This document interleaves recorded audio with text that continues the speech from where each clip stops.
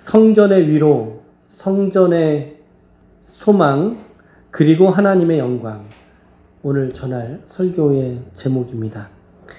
지난주에 이 본문을 금요일 새벽이었어요. 금요일 새벽에 성경 본문을 무려 3장을 40장, 41장, 42장까지 제가 새벽 시간에 10분 넘게 읽었습니다.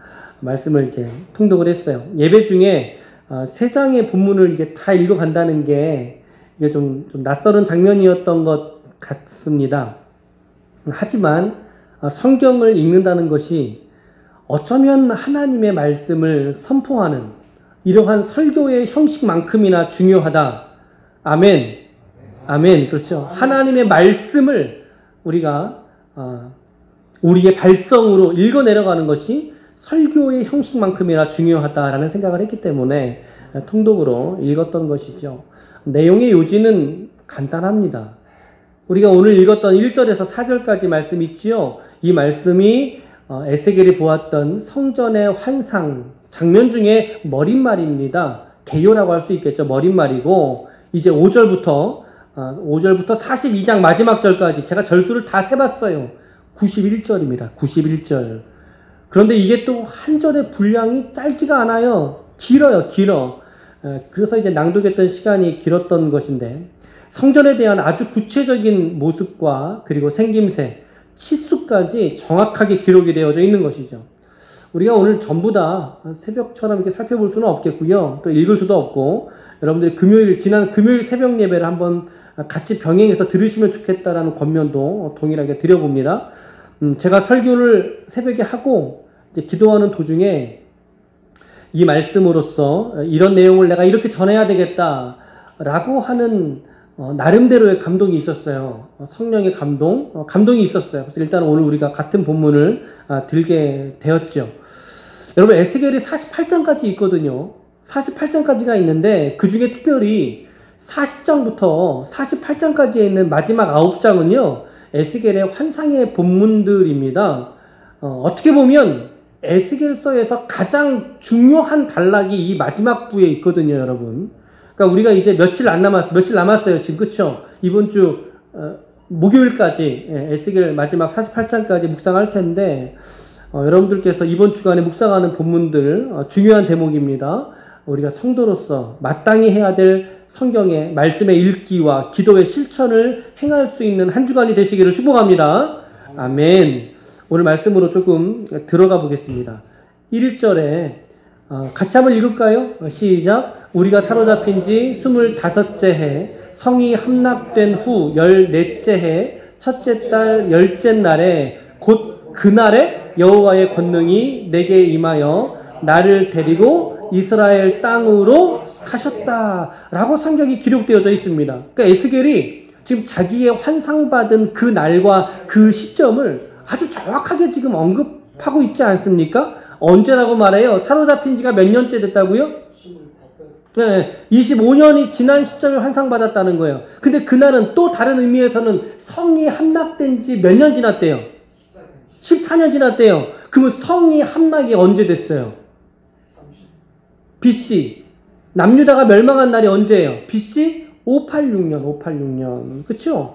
북이스라엘이 멸망한 연도는 BC 722년. 이 두 개의 연도는 꼭 암기해 두시라고 제가 말씀을 몇 번 드렸어요. 유다가 멸망한 해가 BC 586년이에요. 그러니까는 보세요. 성 함락된 지 몇 년이 지났대요? 14년이 지났대요. 그러니까 지금의 시점은 그러면은 몇 년도인 거예요? 네, 573년이 된 거죠. 573년. 그리고 이제 포로로 잡혀온 시기는 에스겔은 597년에 바벨론으로 2차 포로 때에 잡혀오게 되었다는 거거든요. 그 해를 우리가 알 수 있는 이런 기본적인 어떤 정보들을 제공해주고 있습니다. 여러분, 이것이 의미하는 것은 성경이라는 것이 역사적인 서술을 기반으로 한 책이라는 거예요. 그러니까 성경은 허황된 이야기가 아닙니다.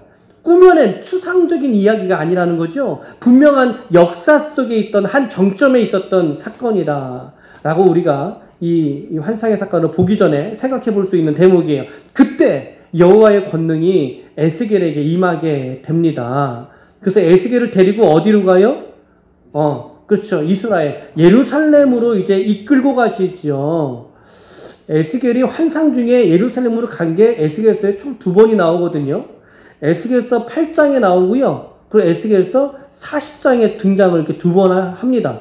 근데 8장에서 등장했을 때는 예루살렘의 어떤 죄악상을 드러내시는 거였어요. 그래서 그들이 심판받는 것이 왜 당연한 일인가? 왜 당연히 심판받아야 되는가? 라고 하는 것을 드러내러 갔다면 오늘 2번째 예루살렘에 방문했을 때의 목적은 어떤 앞전에 보았던 목적과 전혀 다른 의도를 가지고 하나님이 그를 데리고 가셨다는 거죠. 바로 하나님의 성전의 회복과 그리고 영광을 에스겔에게 보여주기 위해서 에스겔을 지금 2번째로 데리고 가신 겁니다. 하나님이 임재하시는 성전의 영광까지 그리고 이내 그 성전에서 나오는 말씀의 역사로 말미암아 이스라엘의 모든 자들이 생수의 강이 흐르도록 먹는 것까지 이게 47장입니다. 하나님의 에스겔에게 분명한 환상 중에 보여주고 있는 대목이죠. 2절 말씀 같이 읽겠습니다. 시작. 하나님의 이상 중에 나를 데리고 이스라엘 땅에 이르러 나를 매우 높은 산 위에 내려놓으시는데 거기에서 나무로 향하여 성읍 형상 같은 것이 있더라. 아멘. 이 말씀을 새 번역에서는 이렇게 번역해주고 있어요. 하나님께서 보여주신 환상 속에서 나를 이스라엘 땅으로 데려다가 아주 높은 산 위에 내려놓으셨는데 그 산의 남쪽에는 성읍 비슷한 건축물이 있더라. 이렇게 번역을 했어요. 훨씬 더 이해하기 쉽죠? 성경에는 매우 높은 산을 예루살렘으로 묘사하는 경우가 상당히 많이 있습니다. 일단은 예루살렘이 위치한 그 해발 고도가 몇 미터냐면요. 750m에서 800m 사이에 있는 고산지대예요. 예루살렘이. 그러니까 참고로 우리나라에 이 단풍으로 아주 유명한 산이 어떤 산이 있어요? 내장산이죠. 예. 내장산 꼭대기가요. 763m라고 그래요. 763m. 그러니까 네. 정확하게 내장산 꼭대기가 되는 높이에 지금 예루살렘이 위치하고 있었던 거죠. 그런데 그 산의 남쪽을 이렇게 보니까 성읍 비슷한 건축물이 있었는데, 그러니까 정확하게 못 본 거죠. 멀리 떨어져 있었으니까 정확하게 말하지 못하는 거예요. 성읍의 형상 같은 것이 있더라. 같은 것이 있더라.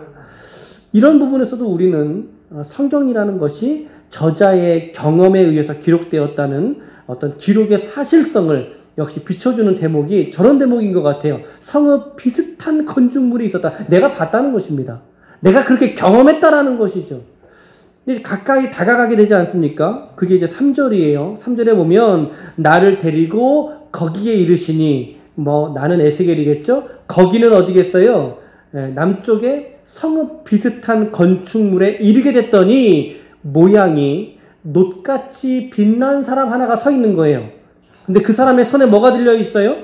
삼줄하고 측량하는 장대가 들려 있더니 보통 천사들은요, 그가 손에 무엇을 들고 있느냐에 따라서 그 천사가 어떤 역할을 하는지 알 수 있거든요. 예를 들어서 그 천사가 칼을 들고 있어요. 그럼 어떤 역할을 하는 거겠어요?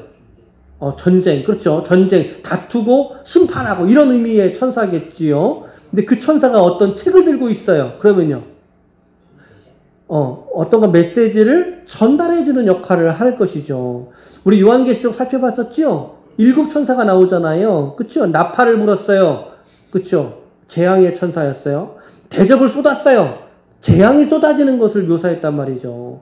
천사들은 각자가 고유한 역할을 성경에서 이렇게 부여해주고 있는데, 오늘 이 천사는 그러면, 이 천사는, 다른 것보다 지금 손에 뭘 들고 있어요? 삼줄하고 측량하는 장대를 들고 있어요. 삼줄이라고 번역했는데, 삼으로 꼰 줄이겠죠. 쉬운 성경에서는 모시로 만든 끈, 이렇게 번역했어요. 모시로 만든 끈. 모시가 튼튼해요. 잘 끊어져요. 모시가 튼튼하잖아요. 그렇죠? 근데 그거를 이제 몇 겹으로 꼬았을 테니까 저 3줄은 상당히 튼튼한 줄일 거예요. 그리고 긴 거리를 측량할 때 쟀을 거예요. 저 3줄은. 근데 측량하는 장대를 또 이제 가지고 왔네요. 장대. 계시록에서는 측량하는 도구가 뭐였어요? 예, 갈대였죠. 긴 갈대였는데 오늘 에스겔에서는 측량하는 장대입니다. 긴 막대기예요. 긴 막대기. 그러니까 아마도 짧은 거리를 측량할 때 썼던 도구겠죠. 여기서 등장하는 천사의 역할은 측량하는 천사였다는 거죠. 측량하는 천사. 그런데 그 천사가 에스겔에게 오늘 아주 중요한 이야기를 하나 말해주고 있어요. 아주 중요한 이야기를. 그게 4절 말씀인데요. 우리 이 말씀은 같이 읽어보겠습니다. 시작. 그 사람이 내게 이르되 인자야 내가 네게 보이는 그것을 눈으로 보고 귀로 들으며 네 마음으로 생각할지어다. 내가 이것을 네게 보이려고 이리로 데려왔나니 너는 본 것을 다 이스라엘 족속에게 전할지어다 하더라. 아멘. 제가 이 본문의 말씀 다시 한번 묵상하게 된 이유가 사실 이 구절 때문이었어요. 이 4절의 말씀. 지금까지의 설교의 전개들은 뭐 새벽 예배하고 크게 다르지 않는 내용들이에요. 그런데 천사가 지금 말씀에 보시면 이 4절 말씀에 보면 에스겔에게 4가지의 명령을 하고 있는 걸 여러분 보셔야 돼요. 4가지의 명령. 먼저는 3중 명령을 하고 있고요. 4번째로는 그 3가지의 명령을 들은 순종한 것을 이스라엘에게 전하라 이렇게 말하고 있거든요. 첫 번째 명령이 뭐예요? 보라는 것입니다. 내가 네게 보이는 이것을 너는 잘 보라는 것입니다. 두 번째는 뭐예요? 네게 하는 말을 잘 들으라는 것입니다. 잘 들으라. 그리고 세 번째로는 뭐예요? 이러한 역사들을 너가 잘 생각하라는 것입니다. 그리고 이제 마지막 4번째 명령이 이것들을 보고 듣고 생각한 그것들을 이스라엘 족속에게 가서 전하라는 거죠. 입술로 선포하라고 말씀하고 있다는 거예요. 그러면 우리는 이제 어떤 질문을 해야 되느냐면 과연 천사가 보라, 들으라, 생각하라 라고 했을 때 과연 무엇을 보고 무엇을 듣고 무엇을 생각하라고 말한 것일까 라는 것이죠. 이것이 오늘 우리의 이 말씀 묵상의 중요한 기준이 되거든요. 여러분 무엇을 보라는 걸까요? 무엇을 들으라는 걸까요? 그리고 무엇을 생각해야 하는 걸까요? 그것은 바로 하나님의 성전인 줄로 믿습니다. 하나님의 성전, 에스겔이 하나님에서 본, 하나님이 보여주신 그 성전을 너는 주의하여 잘 보라는 것입니다. 그리고 성전이 무엇이 되어야 할지 잘 들으라는 것입니다. 그리고 성전을 잘 생각해 보라는 것입니다. 바꿔 말할게요. 교회입니다. 교회. 교회를 잘 들여다 보라는 것입니다. 교회에 무슨 이야기가 있는지 잘 들으라는 것입니다. 교회를 잘 생각해 내라는 것입니다. 그래서 에스겔의 이 말씀 이후에 이제 91절에나 들여서 지금 예루살렘의 성전을 좀 측량한 내용들을 모두 다 에스겔이 듣고 보고 생각하지 않았습니까? 즉 성전은 무엇이 되어야 하는가? 예, 성전이 무엇이 되어야 하는가? 그래서 에스겔에게 그 진리를 깨달으라고 명령하는 것이고요. 그것에 있어서 확증하고 그의 마음속에 확신하라. 아, 성전은 이거구나. 아, 교회는 이거구나. 라고 하는 믿음의 확신을 에스겔이 가지라고 오늘 천사가 권면하고 있다는 것입니다. 오늘 여러분들은 여러분들의 믿음과 신앙에 있어서 여러분들의 교회에 있어서 여러분들은 무엇을 확증하고 계십니까? 무엇을 여러분들은 확신하고 계십니까? 여러분들에게 성전은 무엇입니까? 우리에게 교회는 무엇이 되어야 합니까? 주님이 오늘 이러한 확신을 저와 여러분들에게도 원하시는 줄로 믿으시길 바랍니다. 우리 모든 성도들이 신앙의 바른 교훈 위에 서 있기를 저는 기도합니다. 그게 저의 유일한 소원이에요. 에스겔에게 하나님이 그의 믿음의 확신 위에 서라고 말씀하시는 것과 동일한 음성을 오늘 저와 여러분들에게 들리시는 줄로 믿습니다. 그럼 에스겔이 이 성전에서 보았던 확신은 무엇일까? 저는 오늘 3가지로 접근하길 원하는데 그 확신을 저는 오늘 3가지로 확신합니다.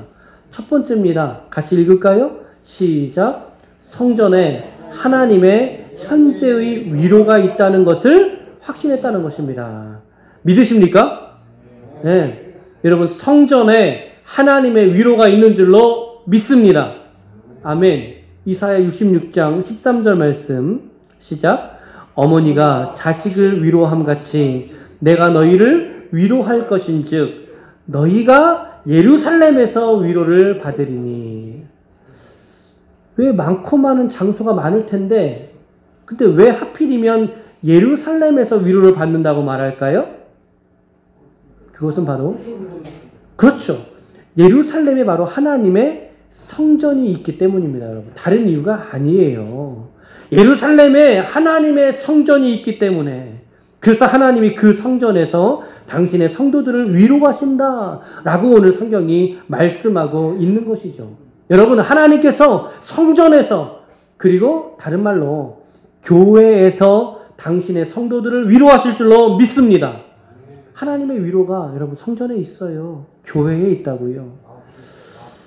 저도 이렇게 긴 시간은 아니지만 짧은 평생, 제 평생 살아오면서요, 이렇게까지 성도들하고 같이 예배드리지 못했던 적이 없어요. 뭐 여러분들은 있으십니까? 없으시죠? 없지요. 지금이 세계적인 재난이고 국가적인 몸살을 우리가 심하게 앓고 있지 않습니까? 여러분, 코로나19 걸리면 죽어요. 네? 걸리면 생명이 위험해져요. 약이 없단 말이죠. 약이 없어요. 그러게 우리가 지금 이거 들리지 않으려고, 이거 우리가 전파되지 않으려고 우리가 얼마나 노심초사하면서 조심을 떨면서 우리가 주의를 기울이고 있지 않습니까?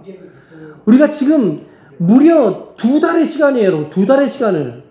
3월 둘째 주부터 안 모였으니까 2달의 시간을 모이지 못하고 우리가 이산가족이 된 것처럼 함께 마주하지 못한 지가 벌써 만 2달이 돼가고 있어요. 만 2달이.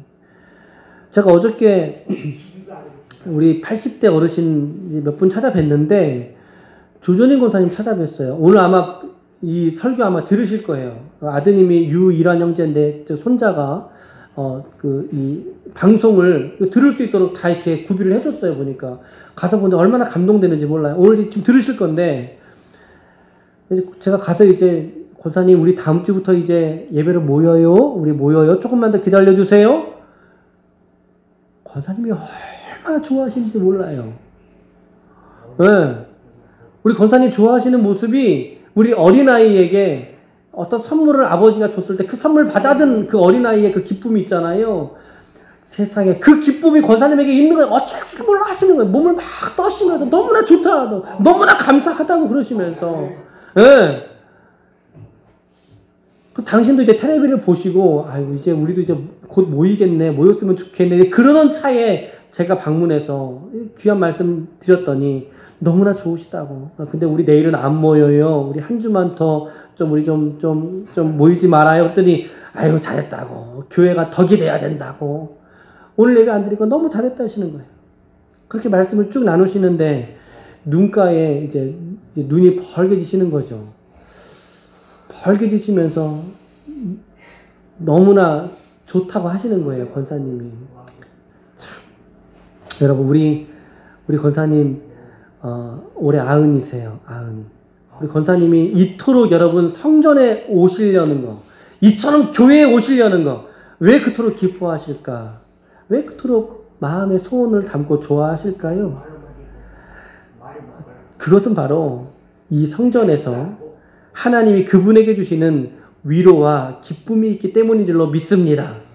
하나님의 성전이, 교회가, 우리 성도가 성전에서 서로에게 기쁨을 주기 때문이다 라고 저는 깨닫게 됩니다. 맞죠, 여러분? 맞죠? 우리가 성전에서 함께 성도를 바라보는 그 기쁨과 위로가 이곳에서 있기 때문이지 않겠어요? 성전에서 하나님이 주시는 위로가 여러분과 저에게 참된 위로가 될 줄로 믿습니다. 네. 세상이 주는 위로와 다른 종류의 위로를 우리가 함께 공동체가 되어서 교회 안에서 경험하게 되는 것 같아요. 이스라엘은 지금 국가가 멸망했어요. 자신들이 철석같이 믿고 있었던 성전마저 무너진 소식에 슬픔과 좌절이 가득했을 그들에게 에스겔이 보여준 이 성전의 모습은 절망 속에 그들을 위로하기에 조금도 부족하지 않았을 거라는 거죠. 그래서 에스겔은 성전에 하나님의 위로가 있다고 그의 마음에 확신할 수 있었던 것입니다. 아멘. 그리고 두 번째로는요. 두 번째 시작. 성전에는 하나님의 미래의 소망이 아멘. 아멘. 믿으십니까? 여러분, 소망은 이런 뜻이에요. 소망은요.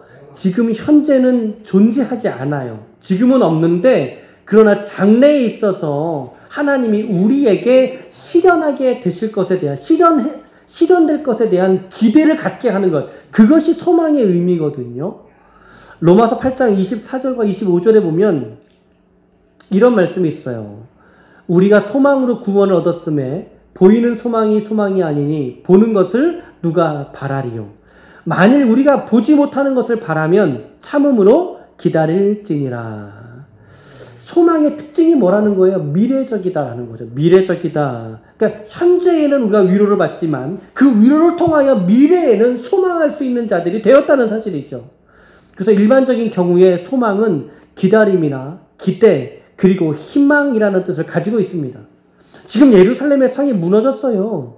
자기들은 먼 타국에 포로로 끌려와서 노역을 하면서 험하게 살아가고 있던 그들 아닙니까? 그들에게 무슨 소망이나 있겠어요? 그날 하루하루 살면서 떡 하나 주면 다행이겠죠. 오늘 맞지 않고 하루 살아가면 다행이겠죠. 그러나 하나님이 에스겔에게 이 성전을 보이신 이유가 바로 그들이 그 땅에서 그렇게 있어서는 안 되는 존재라는 것을 깨닫게 하기 위해서라는 거지요. 왜요? 그들이 하나님의 택함받은 백성이기 때문인 것입니다.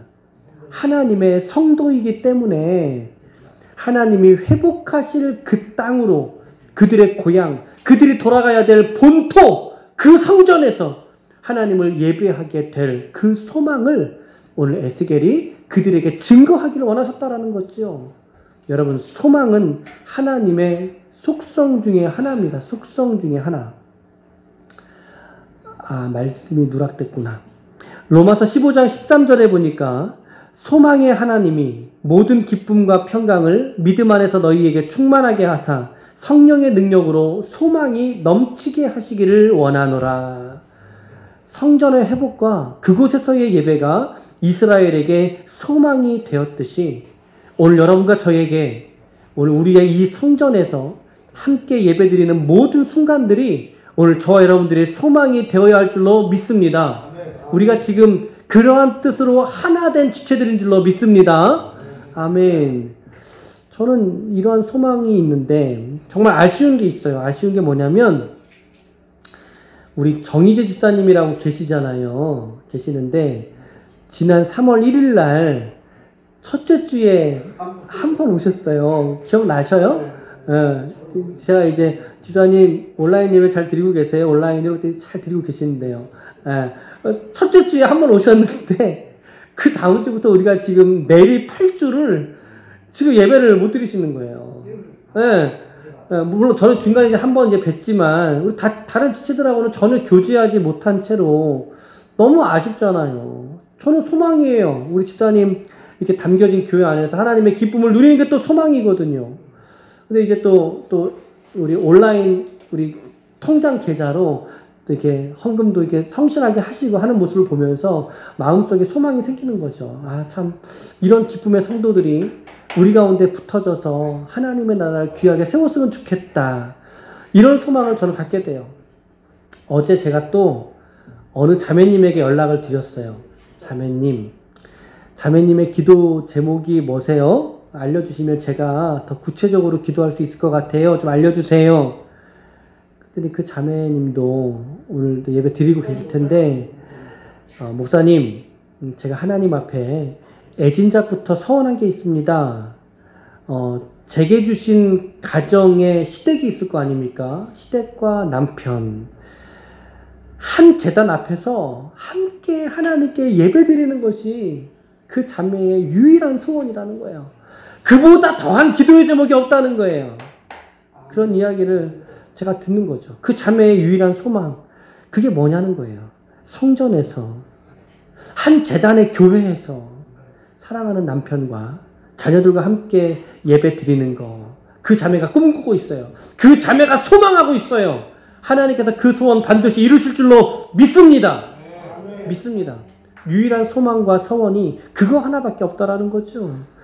그런 교제를 잠깐 나누면서 우리가 보지는 못하지만 얼마나 제 마음속에 또 감동이 되었는지 모릅니다.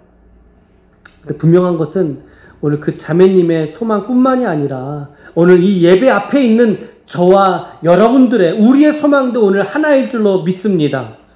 이스라엘은 이보다 더 오랜 시간을 성전에서 예배드리지 못했어요. 우리는 지금 8주간의 예배를 못 드렸잖아요. 2달 동안. 이스라엘은 그렇지 않았단 말이에요. 최소 70년 이상의 시간을 그들은 하나님의 성전에서 예배드리지 못했어요. 얼마나 그들의 마음속에 절망과 실망의 삶이 그들에게 익숙해져 있지 않겠습니까? 그들의 마음속에? 그런데 그런 그들의 삶 속에 에스겔의 이 성전에 대한 소망은, 이 소망에 대한 말씀은 그들의 마음속에 이스라엘 성전을 향한 그 예배의 마음들을 불이켰을 것이 뻔하다는 것입니다. 우리 기쁨의 교회와 오늘 우리의 말씀과 기도의 성전인 오늘 이 성전이 여러분과 저의 소망이 되고 하나님의 소망의 자리가 되어야 할 줄로 믿습니다. 우리 한국교회가 하나님의 소망이 되어야 할 줄로 믿습니다. 아멘. 마지막 세 번째, 시작. 성전에 하나님의 영광이 임재한다는 것을 확신했다는 것이죠. 저 말씀은 이제 43장 1절에서 5절까지의 말씀으로 이제 에스겔이 보게 되었는데요. 우리 같이 함께 읽겠습니다. 5절까지의 말씀이네. 시작. 그 후에 그가 나를 데리고 문에 이르니 곧 동쪽을 향한 문이라. 이스라엘 하나님의 영광이 동쪽에서부터 오는데 하나님의 음성이 많은 물소리 같고 땅은 그 영광으로 말미암아 빛나니 그 모양이 내가 본 환상 곧 전에 성읍을 멸하러 올 때에 보던 환상 같고 그발 강가에서 보던 환상과도 같기로 내가 곧 얼굴을 땅에 대고 엎드렸더니 여호와의 영광이 동문을 통하여 성전으로 들어가고 영이 나를 들어 데리고 안뜰에 들어가시기로 내가 보니 여호와의 영광이 성전에 가득하더라. 할렐루야. 여러분, 성전의 영광은요, 성도가 많은 데 있지 않아요. 성도가 많은 데 있지 않아요. 하나님의 임재에 있는 줄 믿으시길 바랍니다. 성도의 영광도 여러분들이 성경의 지식을 많이 아는 게 있지 않아요. 하나님의 임재가 여러분들 가운데 있느냐 없느냐라는 거죠. 여러분, 하나님의 임재가 없는 성전은 말 그대로 껍데기인 것 뿐입니다. 그냥 우이천로 353번지 주소지로 끝나는 거예요. 아니에요. 성전의 참된 영광은 하나님의 임재에 있다는 것을 잊지 마시길 바랍니다. 예수님이 바리새인들의 형식적인 믿음을 향해서 뭐라고 말씀하셨어요? 마태복음 23장 27절 말씀해 보니까 화 있을진저 외식하는 서기관들과 바리새인들이요 회칠한 무덤 같으니 겉으로는 아름답게 보이나 그 안에는 죽은 사람의 뼈와 모든 더러운 것이 가득하도다. 여러분, 외식이라는 게 뭐겠어요? 겉과 속이 다른 거예요. 그렇죠? 형식적인 믿음인 거예요. 형식적인 신앙에 그치는 거라는 거죠. 여러분, 형식적인 그리스도인들은 그 이름만 가지고서 하나님의 임재와 깊은 성령의 역사를 경험할 수 없습니다. 경험할 수 없습니다. 자신을 돌아보는 회개와 진실한 신앙을 가지고 그리고 말씀과 기도로 살아가려고 하는 그 노력과 성령이 다스리는 삶으로 우리의 인생을 내어놓지 않으면 하나님의 임재가 그 인생 속에 없다라는 것이죠, 여러분. 오늘 예루살렘의 성전에는 하나님의 임재로 그 성전이 충만했습니다. 결국에 오늘 우리 기쁨의 교회의 성전에 하나님의 임재가 있기를 소원합니다. 그 몸된 성전인 여러분들의 마음속에 하나님의 임재가 충만하시기를 축복합니다. 하나님의 임재가 있는 삶을 여러분 원하십니까? 그렇다면 여러분들의 몸과 마음된 성전을 깨끗하게 구별하시길 바랍니다. 그래서 우리가 참회기도 드리는 거예요. 그리고 하나님의 영광 되시는 인생으로 살아가기를 원하는 간절한 기도를 드리십시오. 하나님이 여러분들의 삶 속에 충만히 임재하시고 다스릴 수 있기를 축원합니다. 결론의 말씀을 드립니다. 여러분, 성전은, 교회는요, 하나님의 위로가 있는 곳입니다. 그게 교회예요. 그게 교회. 그리고 교회는 하나님의 소망이 담겨져 있는 것이 교회입니다. 그게 교회입니다. 우리 기쁨의 교회와 우리 한국교회가 이 땅에 소망이 되는 교회로 세워질 수 있도록 여러분 기도할 수 있기를 축복합니다. 아멘. 기도해 주셔야 돼요. 마지막 세 번째로는 교회는, 참된 교회는 하나님의 임재가 있다라는 것이죠. 우리 기쁨의 교회, 우리의 기쁨의 제단이 오늘 여러분 각자에게 하나님 앞에 정말 은혜로 세워질 수 있는 복된 하나님의 임재가 있는 교회가 되시기를 축복합니다. 여러분들이 하나님의 영광이고 여러분들과 제가 이 하나님의 영광의 증인이 되어야 한다는 것이죠. 이것이 바로 기도 제목이 하나 올라와서 이따가 함께 기도하겠습니다. 여러분, 우리 조금만 더 힘을 내시기를 바랍니다. 우리 조금만 더 인내하시길 바랍니다. 하나님의 기쁨을 저와 여러분들이 모두가 누리고 서로가 있음으로 말미암아 서로를 위로하고 기뻐할 수 있는 시간들을 하나님께서 우리 기쁨의 교회 위에 우리 성도들 위해 부어주실 줄로 믿습니다. 아무쪼록 이번 한 주간에도 이처럼 주신 말씀을 기억하고 여러분들의 마음속에 담아내서 여러분들의 일상을 거룩하게 살아낼 수 있는 하나님의 성전들이 모두 되시기를 예수 그리스도 이름으로 간절히 축원합니다.